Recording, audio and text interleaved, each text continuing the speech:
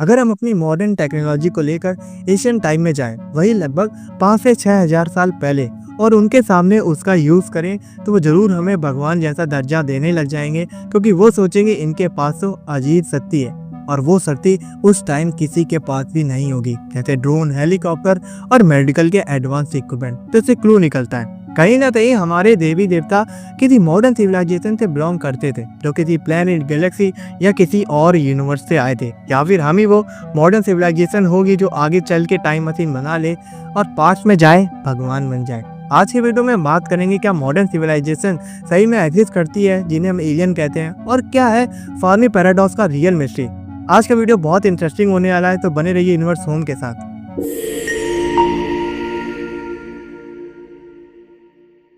Universe की शुरुआत लगभग 13.8 बिलियन साल पहले बिग बैंग से हुई थी, और धरती पर लाइफ का भी 3.8 बिलियन साल पुराना है, और कुछ 25 लाख साल पहले इंसानों ने सोचना शुरू कर दिया था, और 12,000 साल पहले इंसानों ने एक जगह ठहरना स्टार्ट किया, और 100 सालों में हमने विज्ञान पे वो पकड़ बना लिया जो पिछले हमने 12,000 साल पहले नहीं कर पाए थे।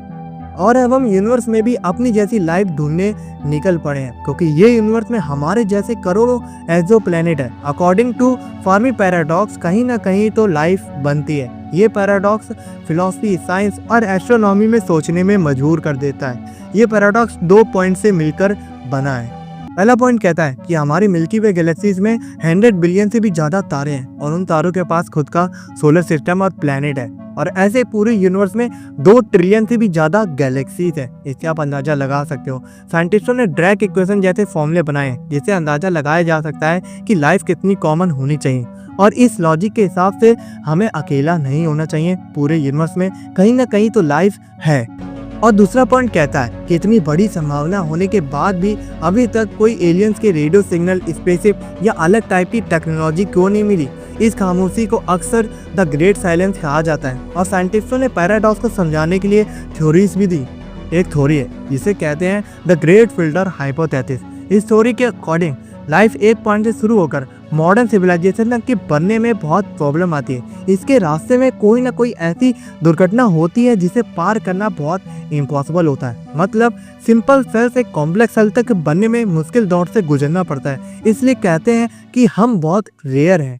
और यह जो सवाल उठता है, जो हमारे भगवान थे, क्या वो बहुत मॉडर्न सिविलाइजेशन थे जिनका हमारे धार्मिक ग्रंथों में भगवान और देवता कहा गया है? वो बहुत एडवांस लोग थे। महाभारत और रामायण में विमान का जिक्र किया गया है, जो आकाश में उड़ने वाला रथ था।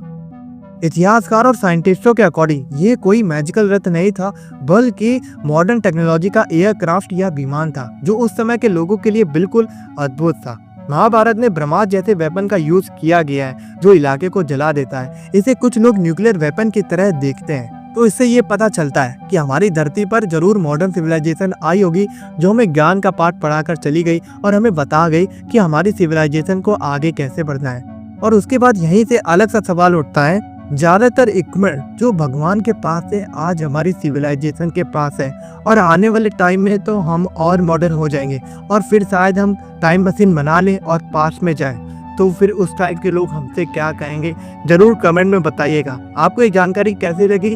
वीडियो अच्छा लगा हो तो लाइक कीजिए, कमेंट कीजिए, और हाँ, चैनल को सब्सक्राइब कर लीजिए। मिलते हैं नेक्स्ट वीडियो में, जब तक के लिए जय हिंद।